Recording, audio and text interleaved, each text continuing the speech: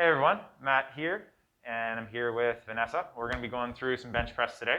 Vanessa, tell us a little bit about what you want to be working on with your bench. I'm having some difficulty advancing in the heavier weights, so I'm kind of plateauing kind of around the 100 pounds mark. So I'm just finding that on the left side especially, I'm having a difficult time kind of coming back up and having a bit of a twisting motion almost. Okay. Just at the heavier weights. Sure. So like 90, 95 pounds or so, you'll find that you'll start to twist and you struggle with pressing up a little bit more, right? Yes. Okay, got it. And you've got a little bit of a history with some like cuff issues and stuff as well in the past, right? Yeah, so I kind of had, I guess, a bit of like desk jockey issues earlier in the year when we transitioned to working from home. So just, it's been giving me some grief, especially with like overhead kind of pressing stuff and just general rotator like irritation, if you will. Cool, got it. All right, sweet. Let's take a look at your bench press, and we'll go from there. We've already gone through little like shoulder screen, taking a look at rib cage and shoulder mobility, that kind of stuff. So we'll keep it a little bit more specific with the assessment for this stuff. So show me your regular bench press. We'll go for a set of 5 and just take a look at what's what. Okay. Sure.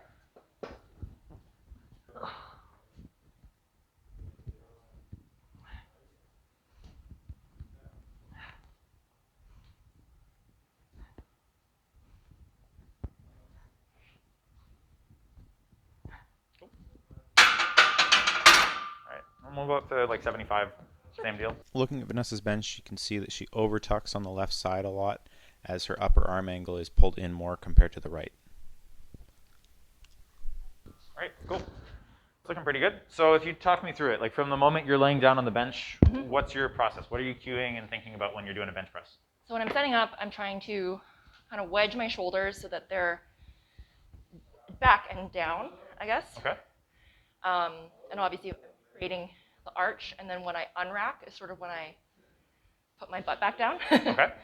And then I'm trying to bring the bar to my chest, I guess, and then driving it back up. Cool. Yeah. So a lot of your focus ends up on your setup, and then once you're tight, you're going to go through your bench press basically. Okay. Cool. So overall, nothing there is wrong. That's all pretty good bench press stuff.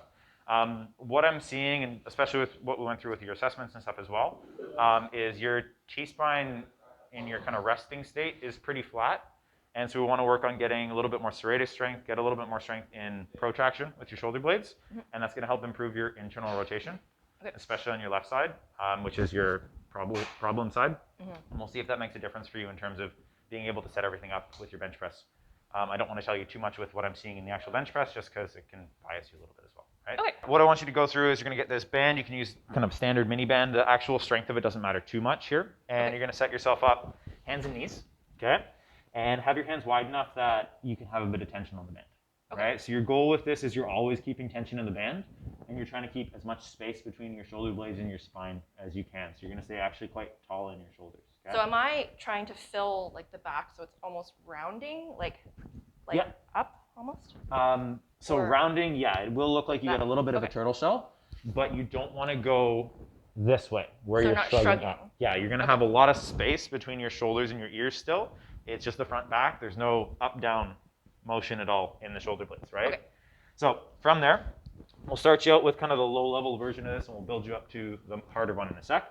But from here, pushing up really tall, take your hand off the ground, and then you're just doing a straight arm march basically, and you're trying to keep pretty fixed in the shoulders and staying pretty tall. And you see, this is why I don't cue. I'm trying to like round your shoulders per se, because if you do that, you'll go down here. Right. Right, and then good luck keeping tension on the bench. Right. For sure. Okay. There you go.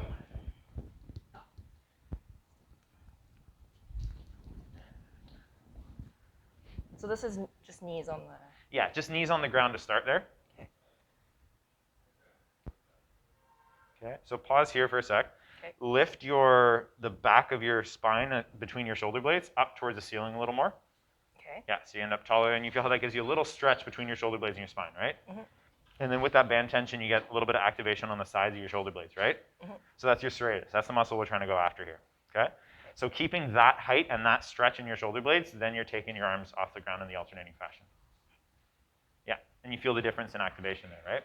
Whew, yeah. Yeah. You're really selling it there too. Selling it hard. Oh yeah. Cool. So keep going with it. And that's the right idea with that little hold there as well. Okay, and so we're going to go until we start to see some fatigue here. I want to see you actually get to the point where you can't physically hold that position anymore. Awesome. Yeah, so probably going to be like, a set of 5 on each side or so to start. Serratus isn't going to be super strong from powerlifting, frankly, so we'll see it tucker out pretty quick. And am I feeling it in my tricep? Oh yeah, totally. Because you're keeping your arms pretty straight, right? If your biceps are getting tight, your arms are bending, and you're probably rounding your shoulders there too. Yeah. All right, starting to cook, eh? Yeah. Right, it's a lot. And not really a ton of pecs either, right? No, it's all like kind of in the back. Yeah, perfect. And like especially here. around through here. Yeah. And in through there, right? Yeah. Perfect. Yeah. So that's what we're looking for. Those look pretty good. Okay. I don't really want to change too much with the technique there. Okay. All you're going to do now is take that same exercise, but you're doing it with your knees up off the ground. So I want your knees to stay pretty still, and you're just doing that same straight arm march. Okay. We don't want you breakdancing with this. Okay. Right? All right. All right, let's give it a go. And let's say up to 5 on each side if it's feeling good. But if it ends up being 2 or 3 on each side because it's really hard, that's fair game too. Okay. So when you set up, are you kind of almost flaring like the side?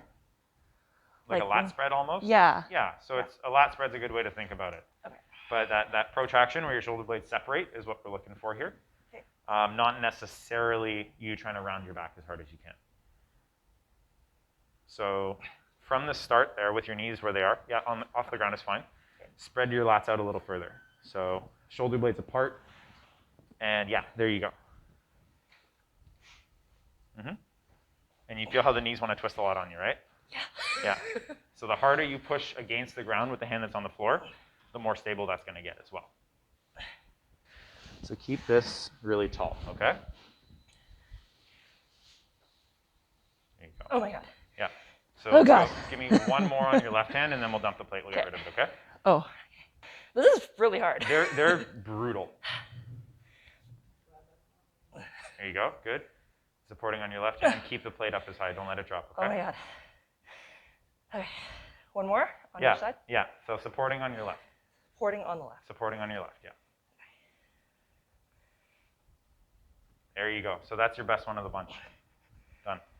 Okay. What is on me? So 1 or half kilo plate. Yeah. Okay. Cool. Struggle bus. Yeah, they are. I laugh because I've done them too, and they're just really hard. Surprisingly difficult for what it is, eh? Okay. Yes. Yeah, and like you said, it's kind of like doing cardio almost when you're doing them, right? Yeah. A lot of those smaller muscle groups, especially any of your transverse plane stuff, so any rotational, single arm, single leg stuff you're going to end up doing, is just not something you really train in powerlifting that much. That's why it's so hard, but it's also why I see it have such a good bang for buck effect with my lifters, right? So I want you to bench. Think about all the same things. Don't try to change the cueing around too much, and we'll see if it makes a difference for your bench, okay? Okay, awesome. Go for it. After Vanessa went through some of the ribcage corrective drills, including getting more serratus activation, her ribcage is more centered, and her left arm is aligned properly with the rest of the bar. Cool. All right. How'd that feel? Solid. Cool. Like pretty planted, right? Yeah. Okay. More so than before, or it's pretty light for you and everything feels good? It is a little light, but I could definitely tell like when everything is set up properly and you're just like properly pressing. Yeah. Feels really solid. Feels like you got like a really stable platform to press from, right? Yeah.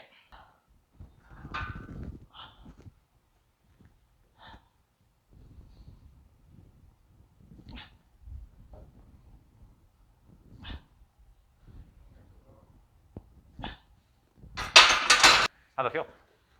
Great. Cool. Super solid. Pretty similar to 75? Really easy, yeah. Awesome. Yeah, everything seemed to hold really, really well there. There's not really too much I actually want to change with that. Okay. I was thinking initially maybe when we were watching your earlier bench, we might have to get into a little bit of cueing with how you're setting your left shoulder, because you were kind of setting it before where when you were depressing your left shoulder blade, you'd kind of push yourself off to the right. Yeah. But getting a little bit more serratus for you seemed to help you just drop that shoulder by itself. I think maybe also just in terms of how I do it, maybe it's just I'm like 1, 2. Like Okay. I kind of tend to plant this one first, but not on purpose. Sure. But Right. neither here nor there. But were you doing that with this as well? I think that might just be the sequence of like I lie down, Yeah. like right hand on, left hand on, like 1, 2. Yeah. That might just be the. Yeah, but I'm saying, did you do it with the 85 as well? Yeah, like I set up the exact same. I think it's a non-issue then, because Yeah. that looked fine, right? Your left elbow doesn't overtuck anymore, and your ribs aren't pushed over to the right. No. You're way more stable. You're able to kind of own both sides and press together, and Yeah, it looked felt really great. good. Cool. That's it. Awesome. That looked really good. I'm happy it's that simple. I like it when it's that when Thanks. it's that smooth, right? And like we talked about, good movement's reflexive as well. So if you set yourself up in a good position, all those cues are going to do the right thing for you, and you're not going to feel like, oh, shoulders down isn't the right cue. I need to, pull this shoulder up more to balance things out. Mm-hmm. That's way too fickle for lifting heavy weights. If you want to lift empty bar all the time, sure, but if you set yourself up in a good posture to begin with, the cues work, right? Awesome. Cool. All right. Thank you very much. Thanks. The last piece I wanted to mention is we've got a Facebook group called Starting Powerlifting. It's a group of everybody from people who are just starting out lifting up to people who've been lifting for 10 plus years. And it's a good community where you can post up questions you got about powerlifting or lifting in general. If you're looking for advice, form review for exercises you're trying to correct technique on, or other kind of issues you've got with your own lifting, feel free to join the group. I'll post a link in the description below, as well as on my Instagram bio. And see you all next week. Thanks.